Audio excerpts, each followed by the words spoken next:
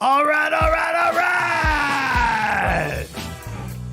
Welcome to Clozer Cult Podcast. My name's Alma Merrill. And today, got my homie on here, Lewis Weaver. Yeah. So Lewis is with a new brokerage called Real. Some of you guys may have heard of it. And he's created an incredible business out of almost nothing. And so today we're going to talk about that nothingness, where he came from, what his story is, and man, what you like, how you came from. Well, you were a firefighter, right? Right. Yep. So how you came from being a firefighter to being a multi-millionaire in the real estate industry and driving a Tesla and driving fancy sports cars and stuff like that. So Lewis and I, we met, I don't know, a few months ago. Yeah, a few months ago, just on the phone, right? Yeah, and everybody I have on here, I'm always like, yeah, dude, we've known each other for 10 years. We've been 15 years. And I'm like, yeah, dude. But some of those people, your chosen family, you just kind of like connect with people really quickly and you become homies. So we were at an event yesterday, right? Yeah. And he's thinking about starting a podcast too. Have you thought about what you're going to call it? Gosh, not yet. I mean, my mastermind's Leaders Wanted, and so my logo's cool, LW, dude. So maybe Leaders Wanted podcast.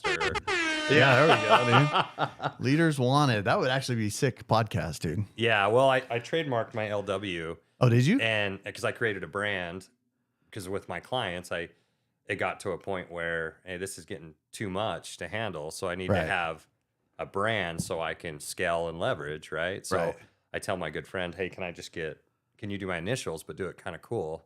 The Tiger Woods logo, something like that. Right. So he came back with this. I'm like, kind of looks like a cube, kind of looks like a trident. Dude, I really like it. Yeah. And then people were wanting to steal it. So I'm like, I got to trademark it. So then I ended up trademarking it. And then I became a business partner with Larry Reed, and I'm like, well, it can't all just be about Lewis Weaver, So what is the L? And then we go, Leaders Wanted. That's actually pretty cool. That's dope, dude. Leaders Wanted, and so dude, I love that. Yeah. Let's give it up real quick to the Red X fly cam up on the wall there. Thank you, Red X. Absolutely, we love you guys.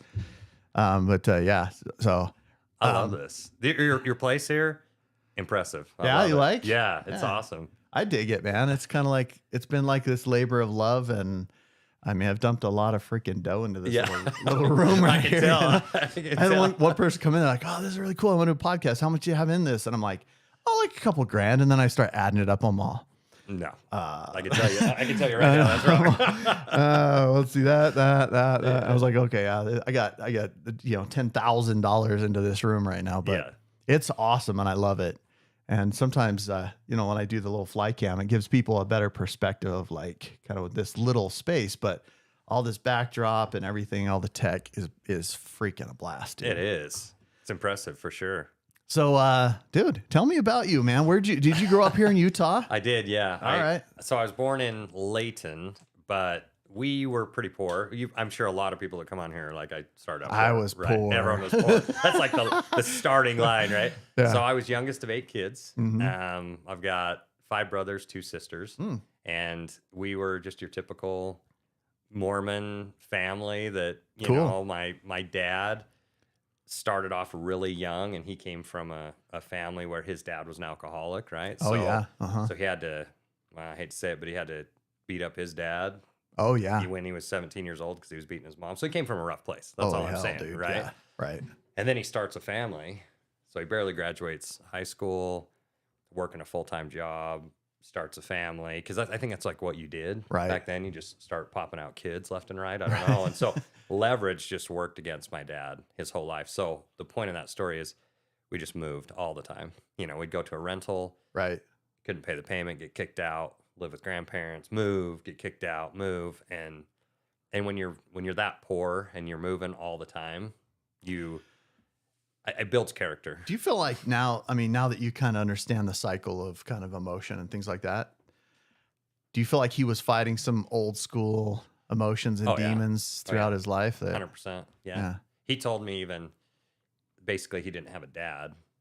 So how do you? I mean, he had a dad and he had somebody he looked up to, but then that guy let him down a lot. Oh, for sure. And so who are you? Right. And I think back then and even now, when you're in that space, you start searching for significance. For sure. Yeah. And I've been in that too, right? Mm-hmm. And you want to prove to the world that you're there and you're good and that you're not your father, right? Right. And so he went on a quest to become wealthy because 8 kids, working a normal job didn't cut it. Not going to cut right? it. Yeah. And he made some good moves with like a multi-level marketing company, Shackley. I don't know if you remember Shackley products. My dad was in Amway, so okay. Yeah, I'm familiar with the multi-level. Yeah, so he did pretty well process. with that. And the problem is I don't think he understood how to manage money, right? And so he got a bunch with that, and then he got into some real estate stuff, and he had a business partner that embezzled quite a bit. Ouch. And so he went from poor broke kid to millionaire in his 30s. Interesting. To broke again. So when did he have all 8 kids? Was he in his 30s when he had his 8? Yeah. Okay. So I'm the youngest. Okay. And he, he was 37, I believe. And since you're not a chick, I can ask you how old you are. Yeah, I'm 40. All right. So yeah, he was a few years younger than me when he had me, right? Right. And right after they had me, that is funny. That leads into my story. He's got all these kids at home, and he's out chasing the dream and all over. And you got pictures of him being like 2 phones, right? Like this, one here and another. That one was here. the freaking power dialer back then. Yeah, that was the power man. dialer. Yeah. 2 phones and multi-line. he even bought a plane to show not houses but lots up cabin lots. Are you kidding me, dude? He went all in.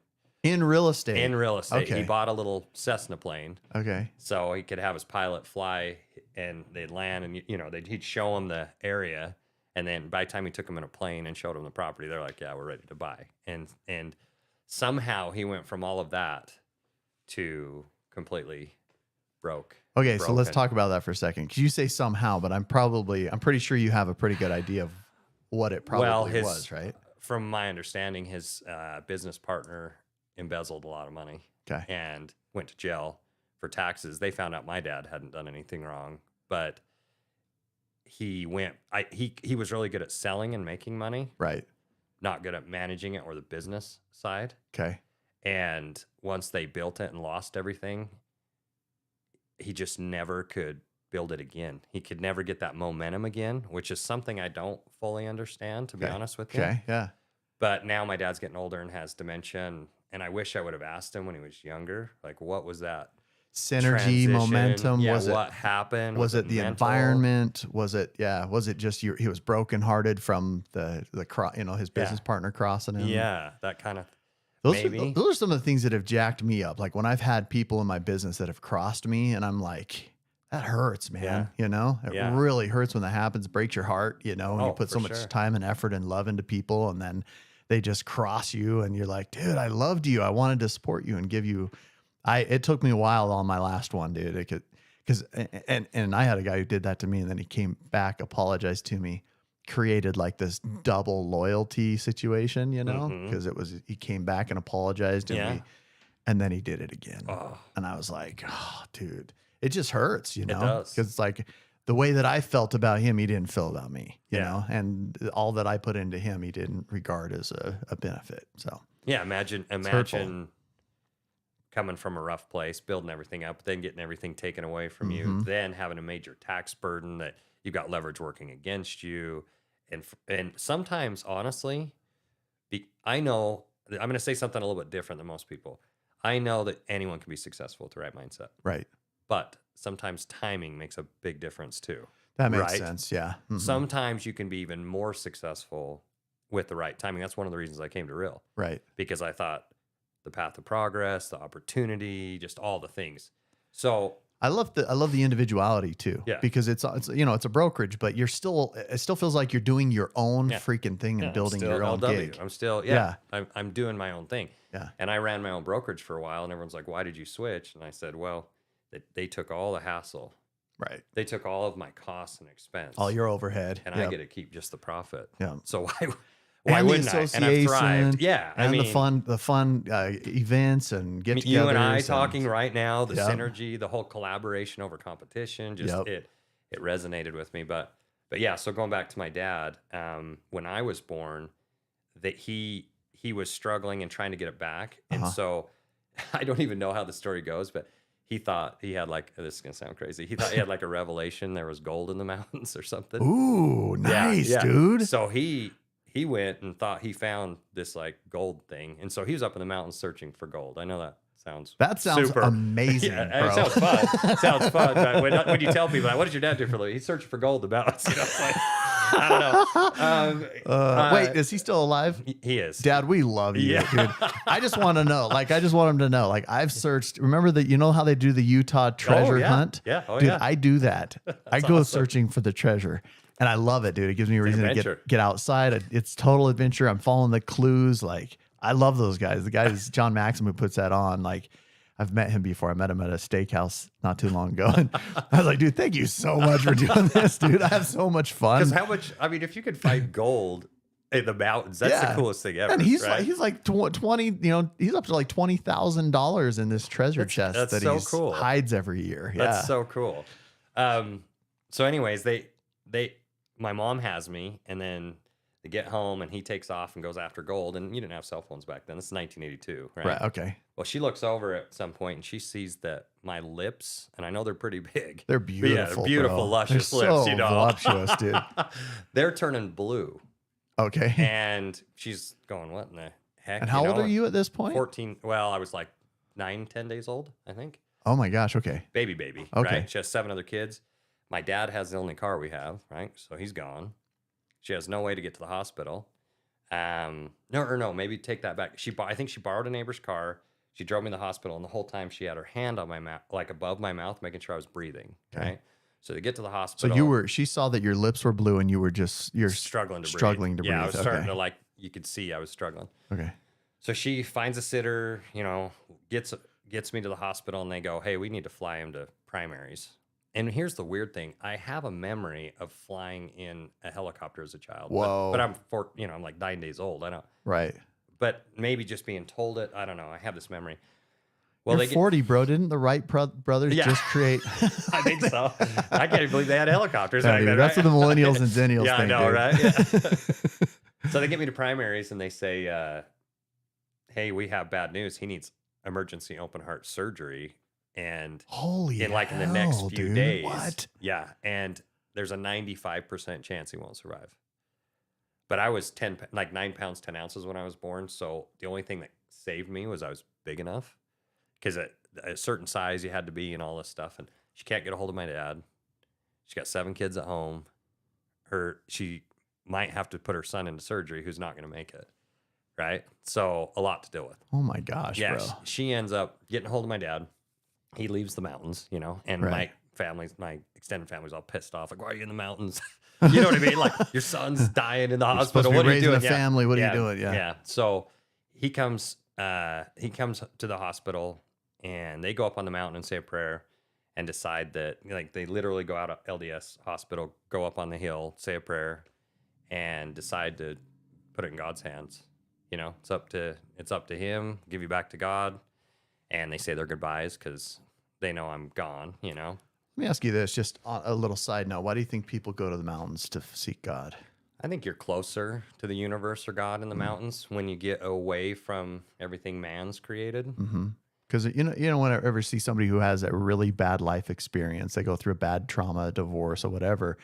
The mountains is like their therapy, right? People go to the mountains. Yep. I always say that when I have a friend that's like getting a divorce or something. I'm always like, watch them. They're going to go to the mountains, you know? Yeah. I think there's a lot of validity to that. Yeah. You know, and just getting away from the distraction and the chaos too, I think helps. And it simplifies. It shows how small and insignificant we are. It's almost like you're bowing down to your maker, your creator up there. I agree. Yeah. So they do the surgery, and obviously I'm still alive, so it worked out. You know? I think it did, yeah. It worked out fine. And they ended up saying, "Here's the thing: we just don't know how long he's gonna live." Because they fixed a coarctation of my aorta, but I have enlarged ventricles. I had a parachuting mitral valve. I had a hole in my heart. They fixed that. I just had like 14 problems. Any doctors out there that can translate? Feel free. All this stuff, yeah. So I had all these issues. Holy cow, man! And was it a birth defect? Yeah. Okay. Yep. It was a birth problem and congenital heart disease. It's not a defect, bro. I'm not defective. No, it's fine. No, it's totally fine. So they told me, well, I didn't tell me anything. I was a tiny baby. I have the most pictures though, because they thought I was going to die soon. So tons of pictures of me, and I became kind of the favorite because, that's what happens. Right. You're the youngest and you're not supposed to survive. Right. Well, I survive and life goes on, and I've been told my whole life, you have these heart problems, and it pissed me off. I'm like, I don't have heart problems. I can go out and do stuff. Screw you. Yeah. So it gave me you got heart problems. Prove it. Yeah. Right. It gave me the personality of tell me I can't do it or doubt me and I'll prove you wrong. Right. Right. So I started I did find out that I had to work way harder than everybody else to be mediocre. I mean, I had to work my ass off. Was it because of your heart condition? Like you could yeah. sense it and feel it, and you had kind of like okay. I thought it was normal to be dizzy if you jogged. Oh, interesting. Yeah, I just thought, oh well, you don't think very well and you're dizzy if you work out. Right. So I just worked through it, just did it anyways. And they said I couldn't play sports because my lips had turned blue again, and then the teachers were on, watch out. If don't let him play, don't let him get too crazy, or he could go to the hospital. Okay. So you got teachers telling you can't do stuff. You have everyone telling you this, and I got so pissed off when I was younger. I asked my parents, so I can't play sports, I can't do this because of my heart, right? And they said, yeah. Then I said, I'm just going to do it anyways till it kills me. Because if I'm here, what the hell is living some careful life that I can't do anything? Well, nowadays they tell us that because the heart's a muscle, right? That it actually is somewhat helpful to be physical. So, well, what's funny is like years later when I had my next heart surgery, they said, it's probably because you pushed it so hard that you thrived. Wow. Because I could have sat back and just been a victim, right? And been like, oh, yeah, I can't do that. My heart. And instead it was like, I'm doing everything you can do. And if it takes me 3 times longer, I'm still going to do it. Right. So I played sports. I went after stuff. I pushed for anything. And my parents, it almost frustrated them because when they take me to the hospital, I would almost deny I had heart problems. I'm like, no, I don't. No, I don't. I just convinced myself that I don't. It's working for me. I'm still alive. Let's roll. Yeah. But then at 20, I went fishing and fell in a river, and it was wintertime. Ooh. Yeah, it was super cold. I was fly fishing up in Idaho with my brother, and I came out of the water, and I'm like, I'm freezing. And he said, you want to leave? I said, I'll just go to your car and warm up. And so and he's a diehard fisherman. Okay. So we were there for like 12 more hours, and I'm just trying to get warm in his car and stuff. And not blaming him. Yeah. I'm just fighting hypothermia. Yeah, no bro. big deal. Yeah. But he's tough. He can do anything. So I end up getting really sick, and I didn't have health insurance, and they said, I didn't want to go to the hospital. So I got super sick and decided after 3 weeks of being really sick, I couldn't walk. I couldn't crawl to the bathroom. So my brother and dad just picked me up and said, we're taking you to the hospital. Wow. So I go to the hospital, and they go, you have pneumonia, but you also have congestive heart failure. I'm like, you gotta be holy hell, dude. You gotta be kidding me. So I told my girlfriend at the time, I call her, which is my wife now, and how old were you at this point, did you say? I was 20. I was 22 years old. Okay. 20. I got married at 23. I think I was 21. Okay. 21 years old. Okay. And I'm dating this cute girl, and I was like, can you come down to the hospital? So now, was she really cute, or are you just saying cute. that? Yeah, no, she's really cute. Okay. She's actually, everyone thinks that because I have money now, that's why she married me. Like, dude, there's something not right. Yeah. That's what I say. Yeah. I married a 9.5. She's all, why am I not a 10? I'm all, mom, or I'm like, sweetheart. I said, mom, right? Yeah. I'm like, sweetheart, 10s don't exist. Yeah, exactly. Yeah. You're as perfect as you could be, right? Yeah. And I'm like, dude, I know I'm a solid 7, but that's better than me. Right. So I don't know how I convinced her, but here's what I tried to do. I tried to break up with her.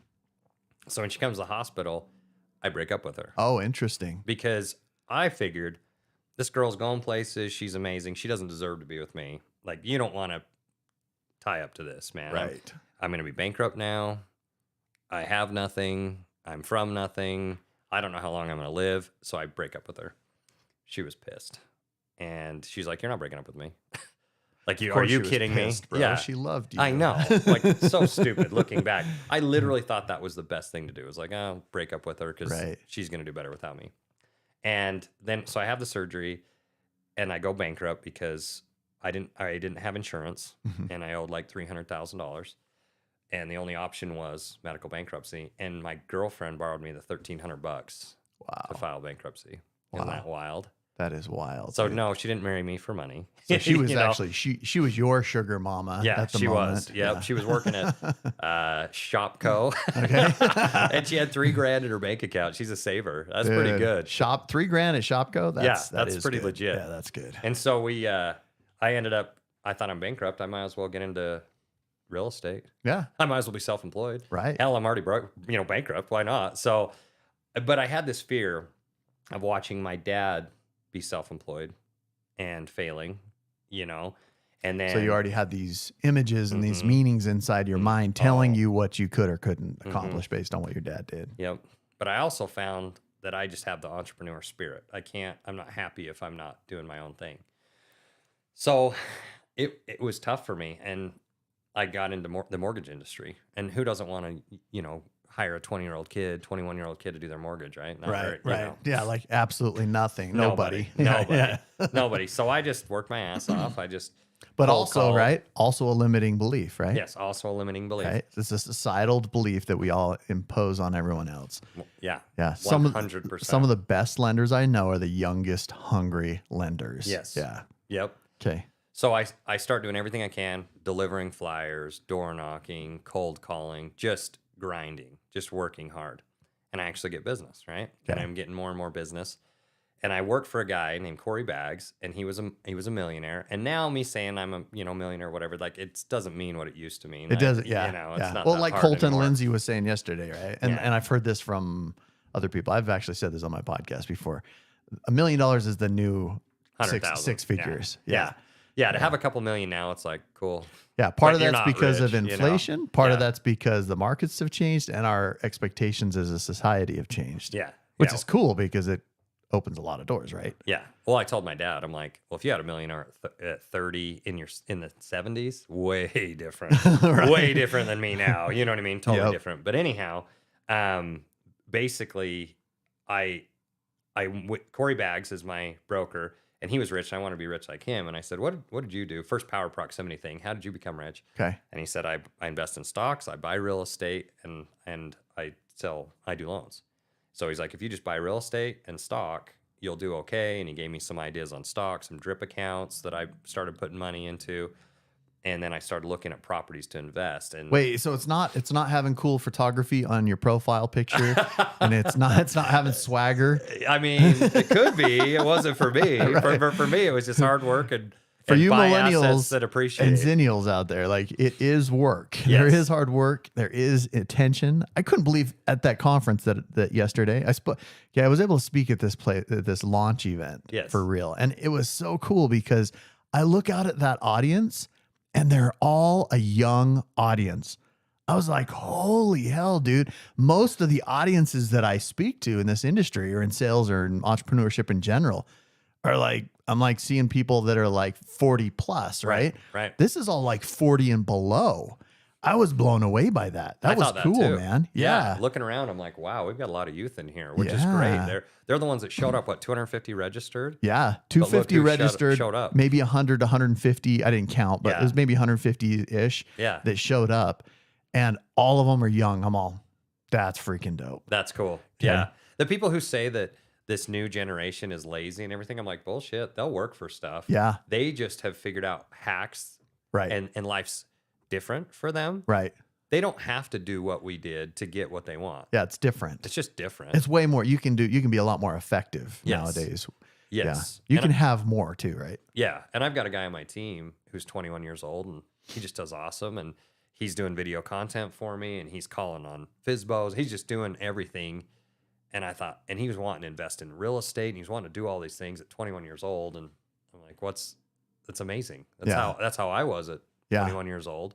But he just has more technology in his pocket. That's I didn't have my first house though until I was like 38, dude. Really? You know? Yeah. Yeah. And I'm like, man, my wife had her first one at like 23, you know? Yeah, sure. But like I came from this environment, like home ownership wasn't an option for me. Gotcha. You know, dad never had his own house or Makes he sense. didn't since he was little or younger, Yeah. I should say.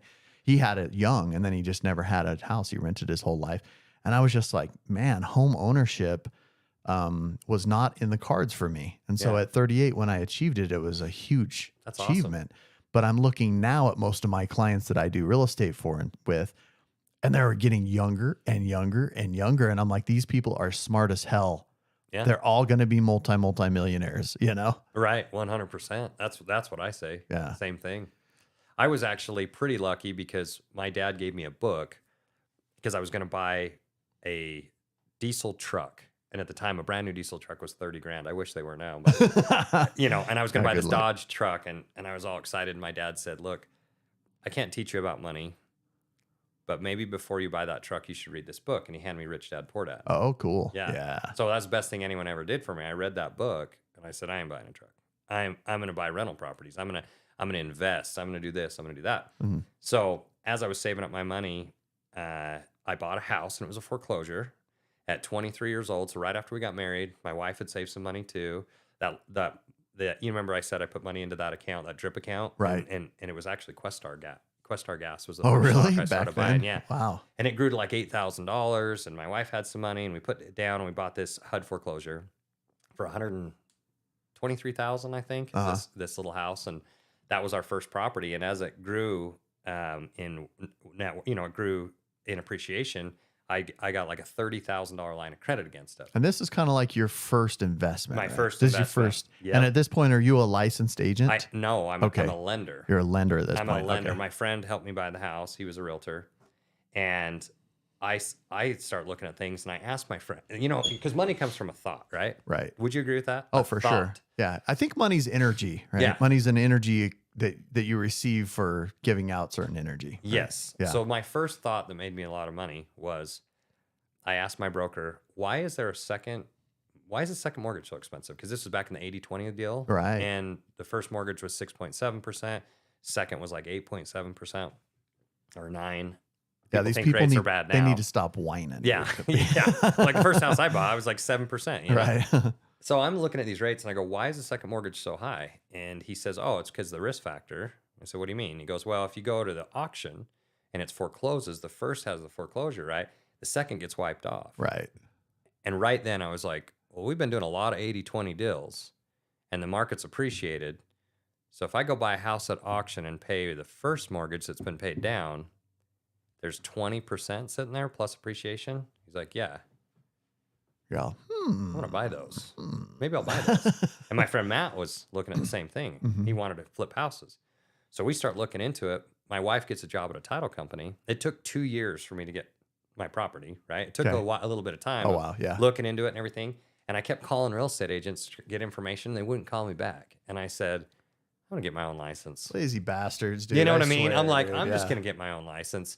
So I get my real estate license and I decide I'm going to flip a house. I do all this research. And we used to go and literally like look in the window, look in the paper, find the trustee cell. And then we found the website so we could find it there. Right. And then we would have to go and look at all these possible foreclosures. And people are living there sometimes. So I'm knocking on the door, I'm looking in the windows. Like the best one was my friend broke into a house, right? And was in the basement, right? And the garage door, he's like, and there's no way to get out. Oh, no. Yeah. Comes running up the stairs and... Don't do this at home, by the way. Don't do this at home. Yeah, don't do this at home. No breaking and entering, folks. And he never forced his way in, but he found a way in, and the house was vacant. Right. And then he's like, okay, I'm going to hurry and look around. As the garage door's going up, he comes upstairs, and he just decides to play it cool. Mm-hmm. And so he's standing there, and the guy opens the door, and he goes, what are you doing here? He says that to him? Yeah. What are you doing here? What are you doing here? He's like, I'm from the bank. You're supposed to be out tomorrow. What the hell? Yeah. The guy's like, I'm sorry, we're just here to get on the fridge. And he's like, you better not nick any walls. You better not Oh my gosh. The guy's like, oh yeah, I'm sorry. Moves out. His heart was just boom. You know, like, I can't. Dude, I've had the cops called on me. I've had like, you know, and I was just Genius, driving. Man. Nice Genius. car, park right out front. Leave it running. Right. I would print off all the trustee cells, look official. I would dress not like this, like with a jacket. I would dress nice, or a button up or whatever. And I'd knock on the door, and then I'd just introduce myself. If they weren't there, I'd look in the windows, and that's how we started looking for properties. Well, the first one I bought, I fixed it up, did all the work myself, got my friend to borrow me some money. He was my first hard money lender because he had more money than me and he had a nicer house and he had more equity. So we buy the house, combining our equity. Okay. I do all the work. We split it 50-50, which is fair because he gave me most of the money, right? Right. And it took me 30 days to fix it up, 30 days to sell it. And on the day we closed, 60 days after I bought it, we made $30,000. Dude. And I thought back then that was a lot. That was a lot. It's a lot now. Yeah, Dude. yeah.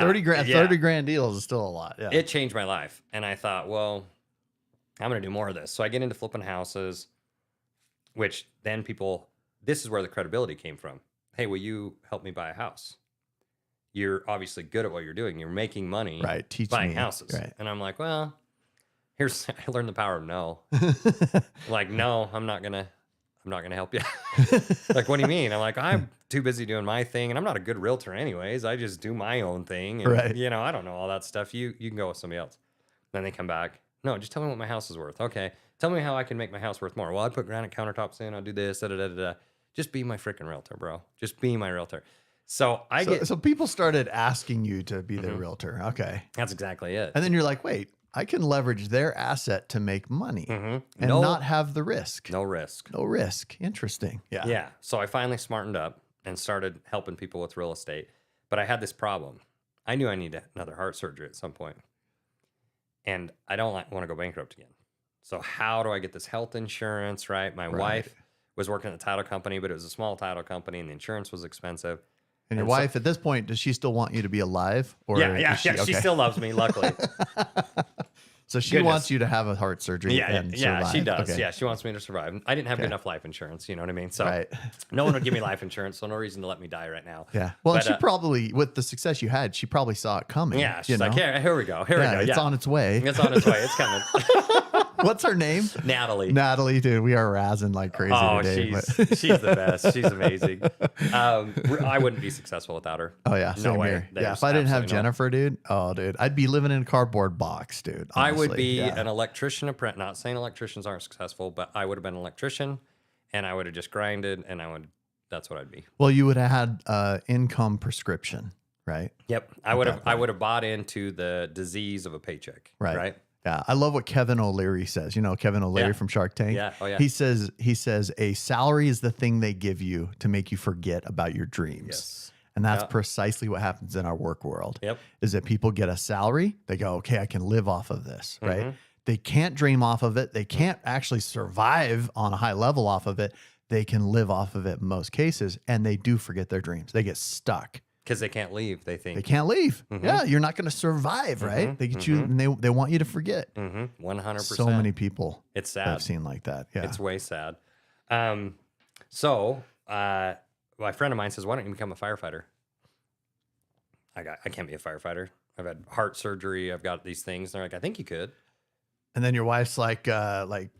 Yeah, exactly. She's like, yeah, wait a minute. She's like, yes, please. That might work. Yeah, you're intense. You go after stuff. Maybe. I'm like, why would I be a firefighter? Well, they only work 10 days a month. Okay, so I could still do real estate. I could flip houses, but I have health insurance. I have a pension. Red suspenders. Freaking six-pack. Carry an axe around. Yeah. I get to break doors and spray water. Sweat, dude. Yeah, all this stuff. It feels my ego. Like, this is awesome. All the ladies are like, oh. Oh yeah. So, and it's just like that. No, it's just like that. So I talked to my friend, and he says, talk to our chief. And it was a smaller department, South Ogden. And I said, could I be a firefighter? And he goes, yeah. And luckily, he had some health issues. He's like, if you can pass that physical, yes. Okay, well, I'm a pretty physical guy. I could probably do that. And I do the test, and it was fine. Because here's the thing about my heart. When it's fixed, I'm fine. Okay. They fixed it. I feel really good. But there's some other ticking time bombs that when they're not good, I am. So was it degenerative a little bit, or does it kind of like deteriorate over time as it gets bigger, or? Here's what happens. Your bicuspid aortic valve there's 2 flaps instead of 3. Okay. And the parachuting mitral valve left, that was an issue because it would give you regurgitation and you wouldn't get the very best performance out of your heart, if that makes sense. Okay, yeah. And the large ventricles, yes, it affects how much blood flows going to your body. But I got used to that. So that was okay. Okay. When they fixed my valve from the bicuspid to the tricuspid, that made me feel a lot better. So for the first time after that first surgery, I'm like, I feel like an athlete. I feel good. Wow. The first time I ran and wasn't dizzy, I'm like, what the hell? Like you can think this is amazing, right? This is not normal. Yeah. So that was great. And then, but I knew I was going to probably have to get that mitral valve fixed. And I also knew the aortic valve will get replaced at some point because they put a pig valve. I was part pig, right? They put a pig valve in. Yeah. Dude, I wish I had a pig chime on here, Hit it. dude. I just have crickets. Oh, that's all right. That's perfect. Right. Yeah. So the pig valve was only going to last 20 years, but it lasted 10 for me. But I thought I'm going to need another heart surgery no matter what. So let me ask you this. I've always wondered this. My wife, she's extremely sensitive on, like, she can feel if anything's off on her body. And she's been training me to do the same thing. Like, oh, this isn't normal. This feels weird. This is to have kind of more of a radar rather than just plowing through whatever your body's doing. Could you feel, like, when you had the pig valve in your heart, could you feel anything? Did it feel different or foreign, or did you just kind of feel okay? No, it didn't feel foreign at all. I felt okay. What I did feel that I didn't realize, I felt like a humming sound you don't know until it goes away. What? Was my regurgitation in my parachuting mitral valve. So your valve's supposed to go like this, and it was going like this. Oh. So my heart would always kind of like kind of move a little bit. Uh-huh. And a couple surgeries later, when they fixed that, I woke up and I was like, I feel dead. I go, because you were silent? And I go, yeah, I feel nothing. I don't feel the motor. Because you were so used to the, I was just the feel used of to the heart moving. The regurgitation. I was used to it. Dude, so once it was gone, I'm like, crazy. I don't feel anything.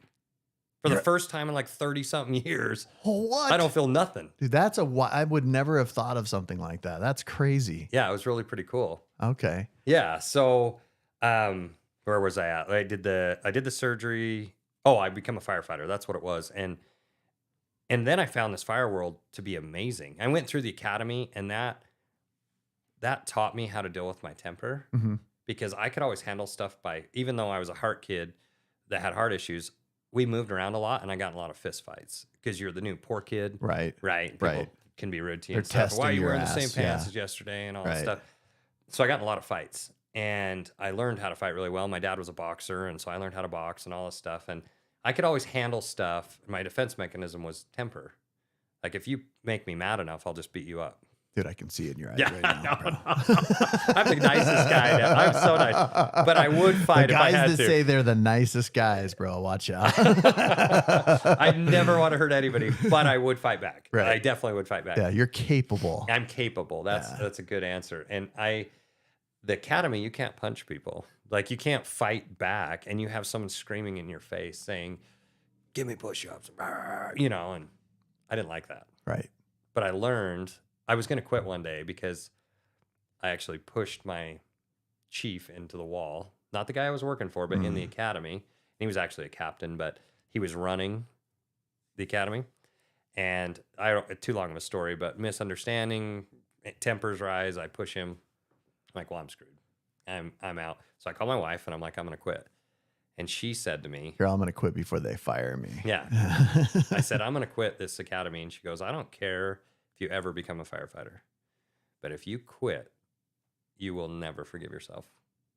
So no matter how hard it is, just finish the stupid thing and move on. And of course she was right. She was right. So now I got to go back and say sorry to the guy. Yeah, right, Natalie, right? Yeah, Natalie, yeah. Okay. Like, now I got to go tell the dude I just pushed in the wall, the F off. Hey, that was a mistake. I'm sorry. And he says to me, well, we push you hard enough to find your breaking point. Interesting. And we found your breaking point. Now let's see what you can do with it. Because people either fail and because we're going to be hard on you. You got a black mark now, and we're going to try and get you out. So you can either thrive and become the best, or you can just be washed out. So you're either going to fail or you're going to learn a lesson, right? Mm-hmm. Then I ended up being one of the top of the class, and then I ended up being one of the first ones hired in the fire service, right? And that was a paradigm shift in my life at that moment. And I thought, I can probably do anything if I just change that mindset, Right. And don't kill the ego. Yeah, you turn that. I always say, no, I don't have any failures. I only have lessons because, some people fail and they quit because they failed, right? Mm-hmm. The people that learn the lessons are the ones that continue moving forward after they've failed. Yep. And so that sounds like kind of the scenario that you were in at that moment. 100%. And I learned more from the fire world about business and about relationships and how to network with people Oh, that's cool.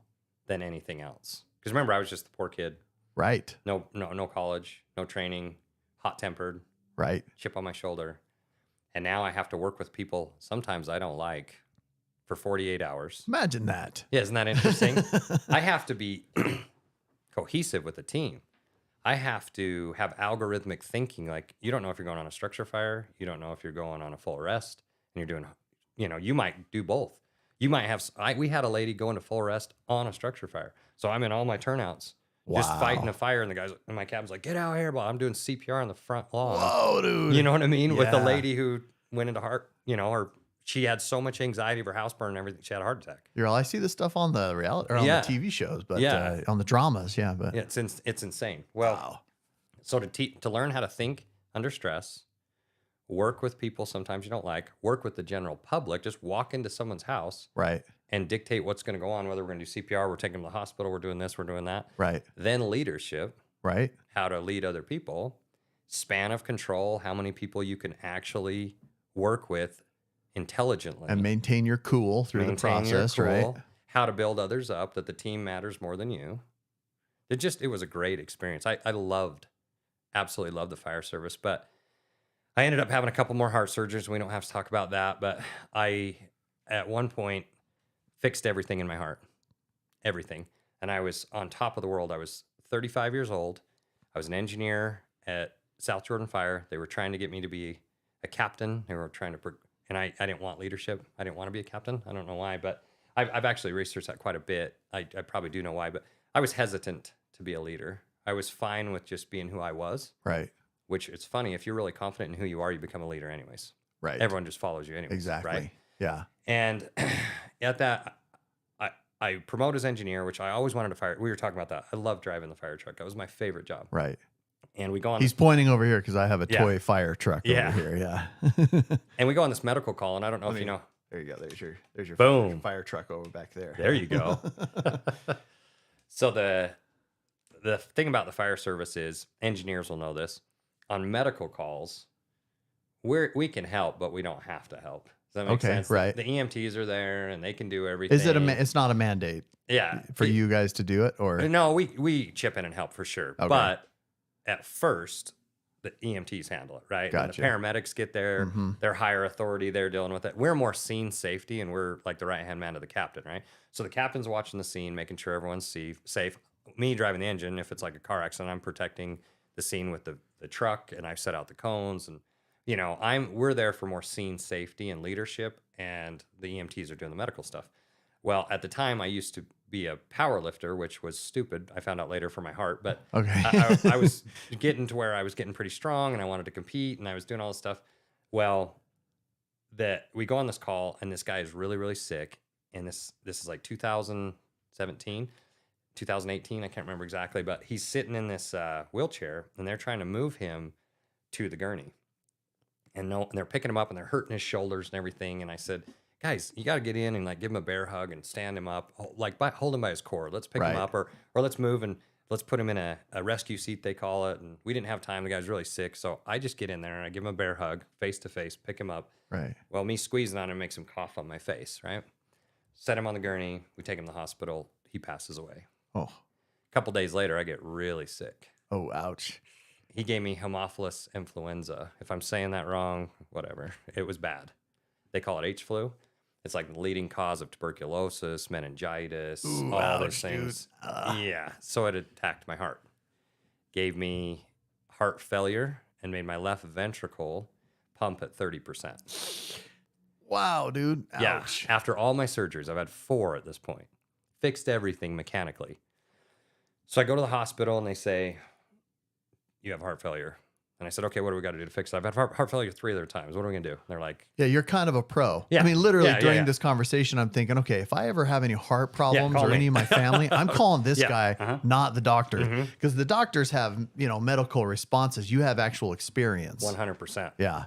So I'm like, the heart failure again. All right, let's do this. What are we going to do? There's not much we can do. We can put you on some medication and we can slow the heart failure down. Like, what? Like, yeah, we can't operate on you, we're going to have to look at you possibly getting a new heart and put you on a left ventricular assist device, which is a pump that sits outside your body that works your heart for you. What the fuck? Yeah, that's what I thought. Right. Are you fucking kidding me? I've overcome my whole fucking life. And because I help a guy out of a chair, I get sick, and now it's going to kill. Now I'm not going to be able to raise my kids. You're trying to save someone's life. Yeah. And are you shitting me? this is the result. Yeah. So pure anger, frustration. I was in a bad place. I was super pissed off. And so they put me on these medications. You can't lift heavy anymore. You can't do this. I go on days at the fire department. I'm actually lying about the condition. I don't want people to know. I don't want to lose my job. Right. Because I don't want to go bankrupt again. Well, I know I've made good money in real estate, but I don't want to lose it with my heart surgery. There's a lot going on. Right. There was just a lot. Your brain is spinning at this point. Yeah, spinning really bad. So my friend invites me. How much time do we got? You got plenty of time. Okay, yeah, all right. We're good. So my friend, I'm going through all this, and I'm at the doctors all the time, and I'm winded when I walk up the stairs and everything. And my friend comes in, and well, let me back up. I was starting to regret that I was a firefighter. Maybe I shouldn't have done this. I'm trying to help somebody. Now I got heart failure again. I'm gonna probably die sooner than I should have. If I wouldn't have, then I wouldn't if have. Then, right. So I'm getting bitter. And my friend comes to me and says, hey, Brandon's going to be in he's Puyallup Indian. Awesome guy. He's from the nation up there. Good friend of ours. And he's coming into Utah. Do you want to go to Top Golf with him? And I'm like, hey, I got a client thing tonight. They invited me to a barbecue. I can't make it. No. And Matt calls me back and he's like, dude, just come. Like, he's never here. Just come to the thing. I'm like, all right. I finally talked me into it. I call my client. What if I swing by early? I can't make it. I'll drop off your gift. Right. We're going to go. So there's Matt Smith, my friend, Brandon Raynon, and the guy that's new to our group who's going to marry Matt's sister. And we're driving down. Brandon's driving, and I'm not there mentally. I'm like, I should have done this, should have blah, blah, blah. We get out. We're walking into Top Golf, and Matt goes, hey, I forgot my glove. I said, okay. So he's going back to his glove, and Brandon's like, just does this and dies. Falls right back. What? Bounces his head off the concrete. And I'm like, what the you know what I mean? And luckily, I yell to Matt and say, hey, call 911. And I jump down and I'm like, I know he has some blood sugar issues. Maybe he's having, maybe he passed out. Maybe he's having a seizure because he was kind of convulsing and his face starts turning purple. So I check for a pulse. I'm like, I can't believe it. He's 40 years old. I'm checking for his pulse, So I'm checking. Now, is he like overweight? Like he is a heavier guy. Okay. He's a bigger guy. So I check for a pulse. There's no freaking pulse. Like, you got to be kidding me. And Stanton, who's with us, luckily is an EMT as well. And he just got done driving you guys all there, yes. right? If this would have happened 30 seconds earlier, crashed. Holy shit. I mean, because he was talking to me and went, dead. What the hell? So I start CPR, and everyone around me starts telling me not to. What are you doing? You're hurting him. And I'm like, shut the fuck. I know what I'm doing. Like, he's not breathing, blah, blah, blah. Like, you don't tell me what to do right now. I'm telling you what to do right now. So I start pumping on his chest, and Stanton yells, get us an AED. And someone runs in and tells the front desk person, so they bring out the AED. Matt comes running back. He's which freaking is the out. electrical pad thing, right? If you don't know understand how the heart works, your SA node is an electrical current. It fires through your heart, and it makes your heart beat, right? Okay. So his heart just started doing this. Start twitching. And so I can pump on it to get blood through his body, but I need an electrical current to stop his heart, which will make the SI node fire again. So you basically have to stop the heart to make it fire again. It's like stop it with that electricity. Yeah, you can't save him without that AED. Holy hell. So I'm pushing as hard as I can. I break his ribs. I break his sternum. I'm pushing, and luckily Stan. And he's a bigger guy, so you got to get through the tissue, right? Yeah. And you got to compress their body almost 50% down to really, because you got to break the sternum away from the ribs, and you got to compress the heart to squeeze enough to perfuse the I was body. actually thinking about this today, actually this morning. It's ironic we're talking about this. I was thinking about choking and heart issues and stuff like that, and I was like, wonder how hard you have to go if you're giving CPR. That's funny as shit, because I was thinking about that this morning. Wow. Because I hear my daughter cough in the other room. It was about 5 a.m. I wasn't even awake yet. I didn't wake up early this morning. And I just went in and checked on her, right? And I checked her breathing, like we do as parents sometimes, Sure. Oh yeah. And I just made sure she was alive after she coughed like that. That woke me up. And I was thinking, and then what kept me awake this morning was if I had to give her CPR or get something out of her airway, what would my procedure be?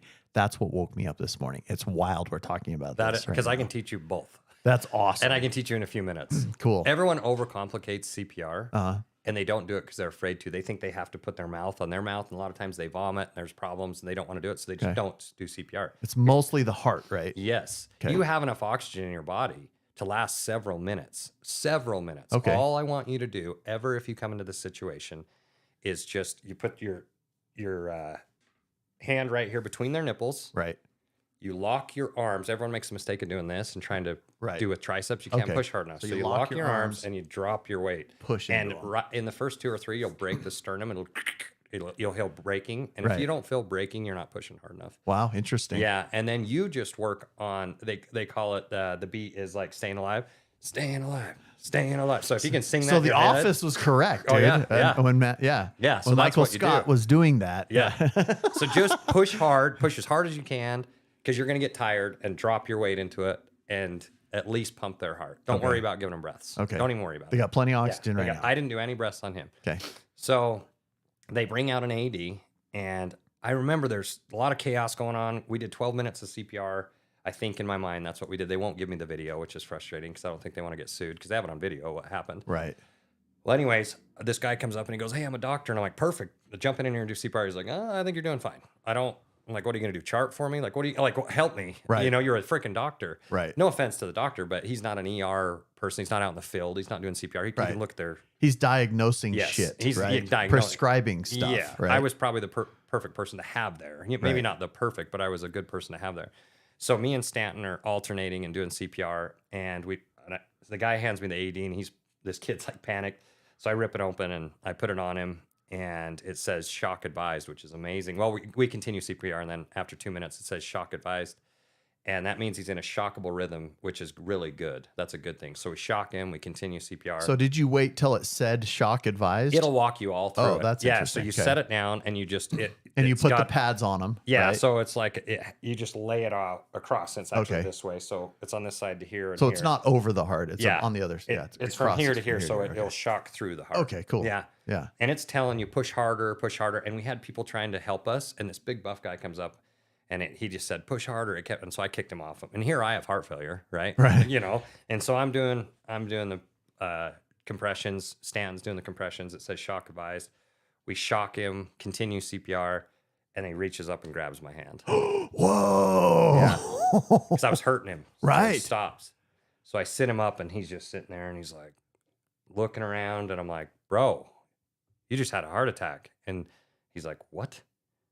I'm like, "Yeah, you just had a heart attack." And he starts going out. I'm like, "I'm going to push on your chest again." He's like, he just, no. You know what I mean? Wow. So at that point, the fire department shows up, and I know him. Mm-hmm.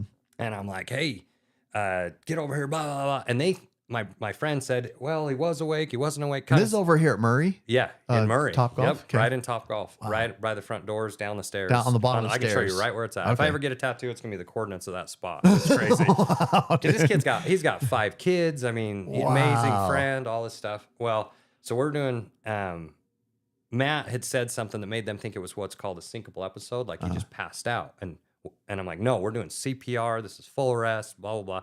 So they get there, and now he's sitting up thinking. So the cop, I think the firefighter's like, "So did he just pass out?" And they walk up, then they realize it's me because I worked with him, and it was a different department, but I know him. And they're like, "Lewis." I'm like, "Yeah, I've done like 12 minutes of CPR. Move your ass. Like, let's go." You know what I mean? Like, let's get him up. Let's go. Let's blah, blah, blah. So I'm like barking orders at the fire department. Right. Yeah, like you're the first on scene. So yeah, I'm autocratic leadership at this point. I'm like, "You're doing what the hell I'm saying." Like, let's go. This is my friend.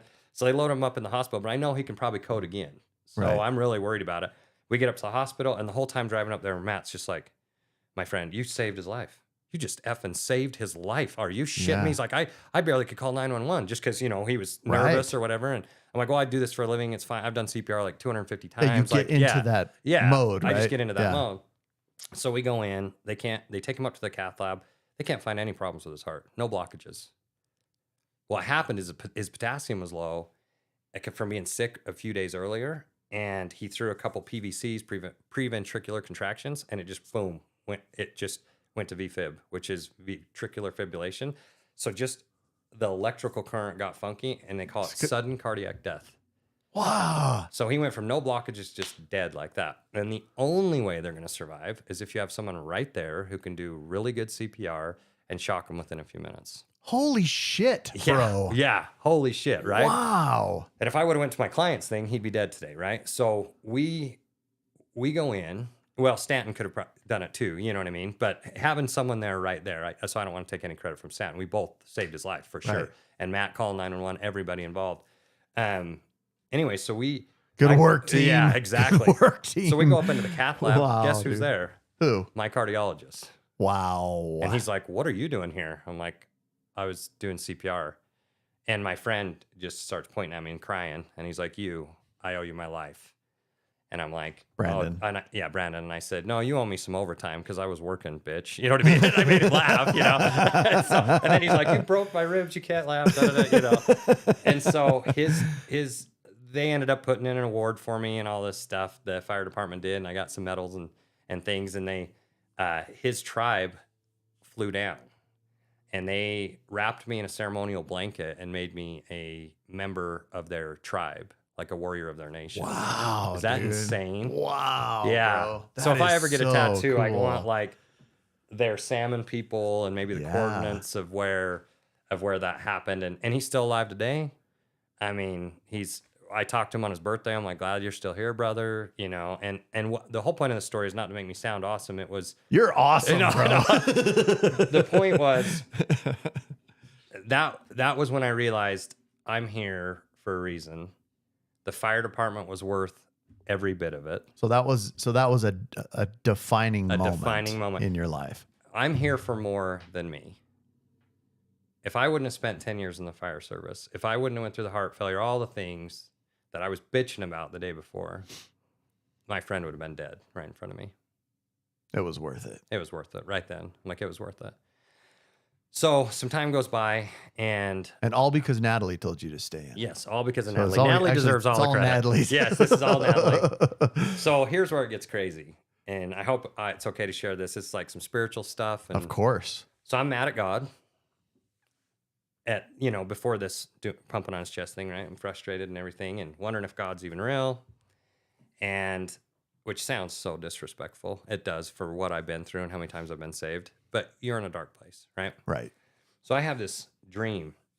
Well, first of all, I was trying to get better. I was working days on duty, and days means I wasn't in combat. I wasn't going on the calls anymore. I was working as like an admin. Okay. So I could work out every day, and I know my body really well.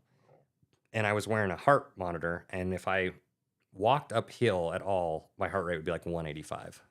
It's not good. Wow. Right? Because my heart function's so crappy. Right. Blood, it's just not pumping. Just minimal. Yes. Minimal cardio would make it fire. Cardiac output. Right. They call it your ejection fraction, how much you eject out of your heart into your cells. Wow. Right? Okay. My ejection fraction was in the 20s, 30%. It's supposed to be 60% because when your heart pumps, you want to push out half the blood. If you push all of it out, it creates a vacuum and a problem. If you don't push enough, you retain fluid and it causes problems and you get heart failure. It's amazing how perfectly the thing has to operate to keep us alive, huh? 100%. So this is like on a Tuesday, and I go home and I'm not feeling good, and I go to sleep and I have a dream, and I have a dream where God talks to me. And God says, "Why have you lost faith in me?" And I'm like, "Well, why do kids get cancer? Why are kids allowed to be molested? What about this? What about that?" And God says, "Your mortal mind will never understand that. I'm not going to explain it," which is an interesting concept. Here I'm talking to the person I think I could get the answer from. Right. And it's like, I'm not going to tell you. And you're looking at those questions as those are obvious answers to me. They're terrible humans. God lets it happen. Right. Yeah. And he's like, your mortal mind won't even understand. You'll understand when you're on this side. Okay. And I'm like, well, I'm not religious anymore. I'm spiritual, but I'm not Mormon anymore. And he goes, I don't care. I don't care what religion you are. It's not like that here, right? Yeah. He's like, yeah. You and I are going to have to talk about that another time. He said, man created religion and there's nothing wrong with that, but I know you, my relationships with you. And I created you. I've healed you, is what he said. And when I say he, it's just like, I don't know. It's like a thought. It's like, it wasn't a voice. Does that make sense? Yeah, for sure. So I healed you many times, and I can do it again if you have faith in me. I wake up. Natalie, I'm bawling. This is what I just had. I don't know if it's true. Maybe it's just a dream. She starts crying. She goes, I said a prayer today, and I actually, for the first time, felt peace, but I don't know what that means. So it's crazy that worked out. So I can't sleep now. I go to work with like no sleep, a few hours. And I'm looking at that treadmill, and I'm like, I'm gonna give it a shot. I don't know. I'm pretty tired, but I want to give it a shot. So I go out there when no one else is working out because I just want to do my own thing. Right. I get on the treadmill, I start walking, and I feel good. So I'm going to try a little jog. Feel good. I end up running 3 miles at 6 miles an hour. My heart rate was 120, 130. Wow. Totally normal. So I'm crying on the treadmill, and the fire department decides to come in and work out at the same time because they saw me working out. So I don't know. They come in. I'm crying. Blubbering baby, dude. And they look at me and I go, hey, cardio's a bitch. You know what I mean? And I make everyone laugh again, you know, because I don't want to tell them what's going on. And I'm like, it's my allergies. I don't know. Da, da, da. So you're like, I just talked to God last night. Yeah, right. And, yeah. How am I supposed to say that? He told me to get on the freaking treadmill and to have faith in him that he can heal me. And yeah, I can't say that. Yeah, that would be an interesting conversation. I'm saying it now for everyone. But at the time, I'm like, I don't know. And so I go upstairs. I call my wife. I'm bawling. I'm telling her what's up. I'm excited. I call my doctor, and he says, impossible. And I'm like, well, I'm telling you right now that it happened, so I want to do an echocardiogram to see if my ejection fraction changed. And he's like, we just had one. Insurance isn't going to pay for it. I'm like, I don't give a shit about insurance. Like, I'll pay for this. Let's do this. So I go in and get checked, and it's one of my clients checking me. How cool is that? So one of your clients one was of my checking clients is doing your heart, the radiology. Yeah, they're actually doing the echocardiogram. Oh wow! And I requested her because she won't bullshit me, okay, right? And and she can't tell me my ejection fraction, but she can be like, hey, look here, you know, right? So I'm sitting there just overcome, like, all right, I don't know, and she's looking and she starts crying, and I'm like, I don't know. She's like, look at this, you have perfect heart function. Whoa, perfect. Dude! I just got crying. Oh, like dude, all over me. One of the right most now, emotional moments in my entire life. I went from I'm going to die young, I'm not going to be able to raise my kids. I have 2 young boys at home. To your heart functions perfect, and to this day, it's the same. So I have scientific proof that I'm a medical anomaly, but I have scientific proof that God wanted me to be here for a reason. And I don't know why other people die. That's one thing I struggle with. I don't know why people don't get cured with cancer. He told me I'll have to wait till I'm on that side, right? But I know I'm here for a reason. And when that changed in my life, my friend would have died. I'm here for a reason. I'm no longer living for Lewis Weaver. Right. I'm on like my 4th life at this point. I'm here for my kids, for my family, the difference I can make in this world, the things I can do. That's what made me realize I have to go into leadership. I have to go into bettering other people's lives. There's something more. So you shifted into contribution. Yes. I switched to contribution. And ever since, my life has exploded. Because I left the fire service after that because they said, look, bro, this is the worst field you could pick for your heart. Right. With getting woken up at calls at night and adrenaline dumps and it's terrible on your heart already. And then when you go into a fire, it's horrible. The carcinogens in your clothes, when you're in a fire that wicks into your skin, like just there's no part of this job that yeah. And at the time, I'm closing 44 deals a year, part-time making realtor, tons of money. You know what I mean? Right. Full time. I was working 100 hours a week, working fire, working real estate. So I leave the fire service right when COVID hit. I leave. I've got a few $100,000 in the bank. I'm worth quite a bit. I'm doing well. And then the mind F that comes with it after you leave, and it's a January, COVID hits, you're sitting in your house. And what I found out was once you leave and you're not that busy, guess what your brain does? It finds shit to worry about. Yeah. And it goes through all of the trauma I've been through in my life and starts telling me how fucked up my life drunk is. monkey goes, hey, what's up? You'll pay attention to me now. You have time to listen to me, And I'm like, hey, fucker, you're not as cool as you thought you were. Yes. Yeah. So I start regretting life. I start not regretting life, regretting leaving the fire service. Maybe I shouldn't. Just this craziness. Noise, man. Noise. And I didn't know how to deal with it. I actually didn't know how to be self-employed. I didn't know how to put systems in place, leverage, any of this stuff. Right. So what changed my life at that point was proximity. I decided to get in masterminds.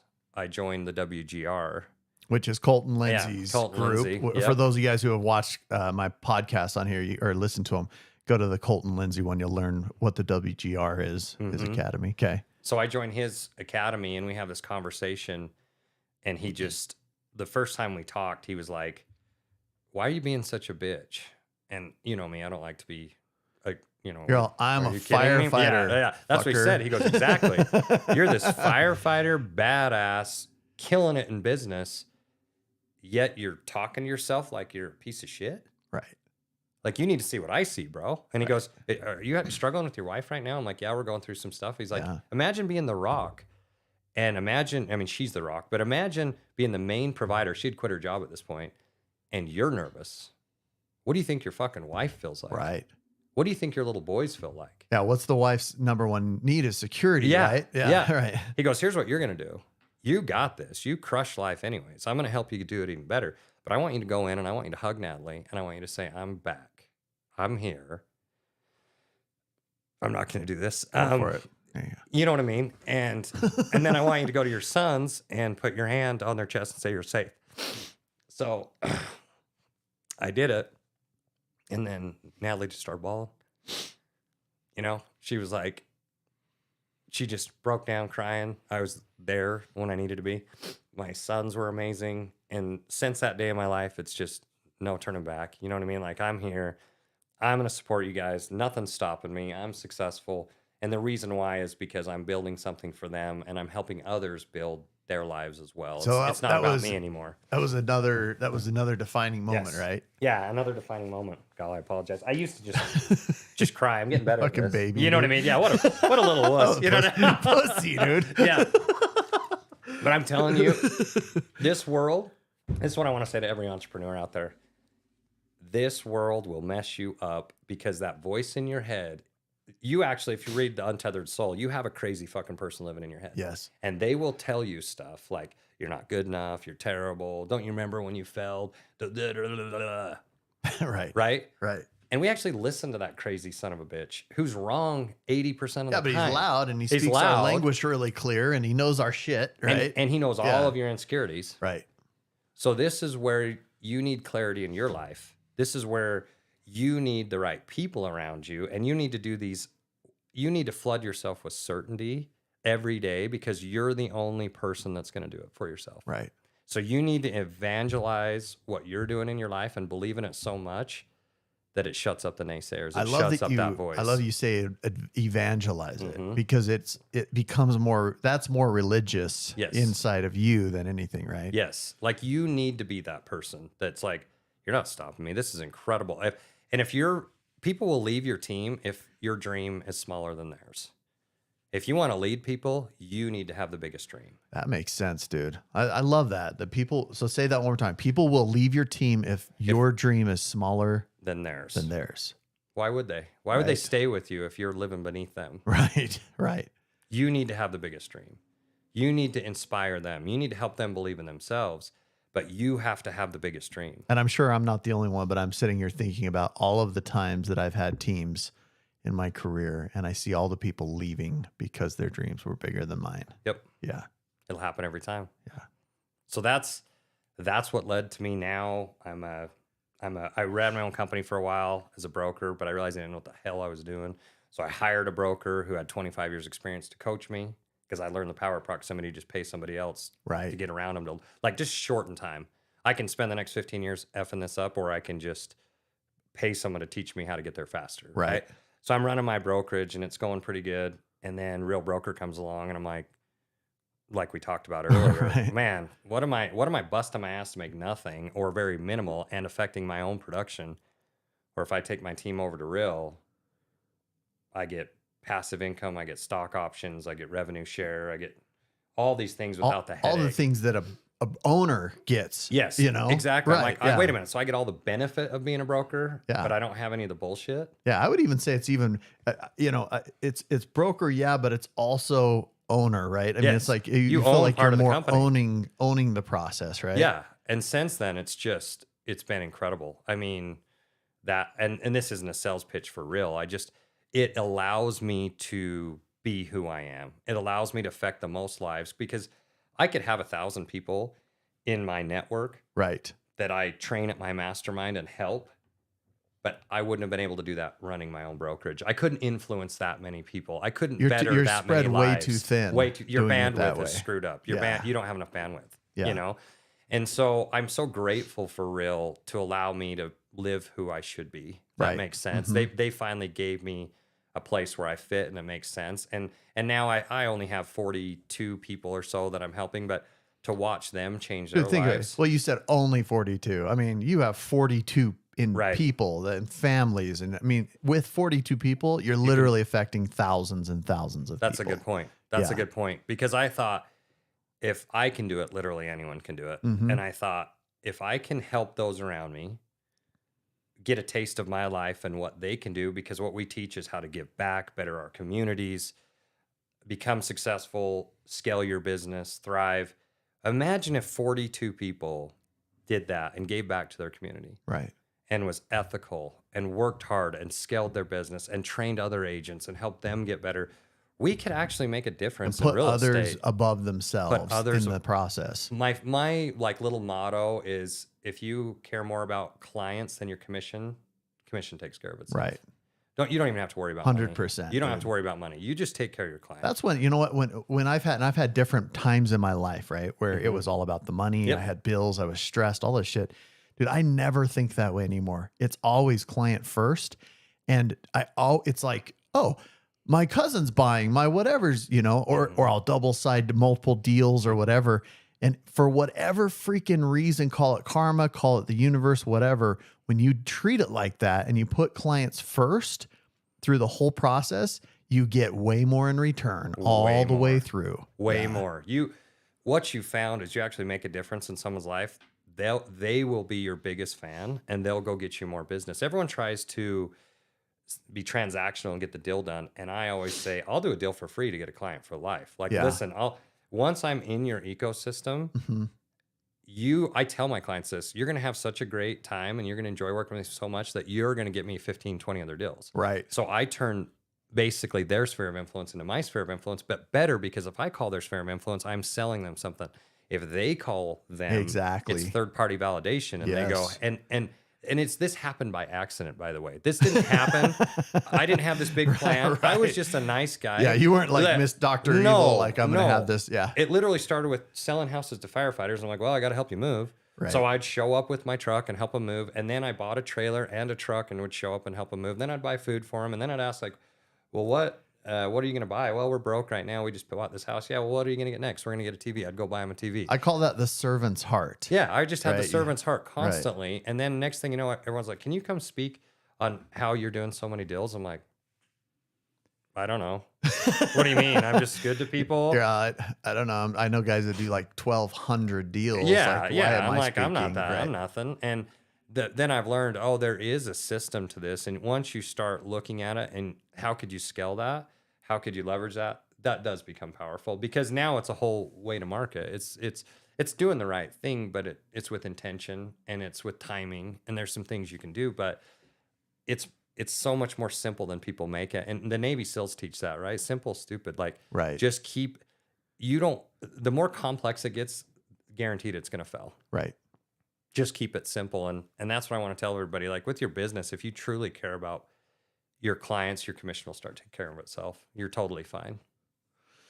Dude, what? I mean, I could sit here and jaw with you for hours, dude. What's the last thing you would tell people? I would say get around the right people. 100% power of proximity. If you don't believe in yourself, there's other people that are already doing what you want that aren't as good at it as you are. Get around those people. Proximity is power. Proximity is power. Guys, thank you, Lewis Weaver, our guest for today.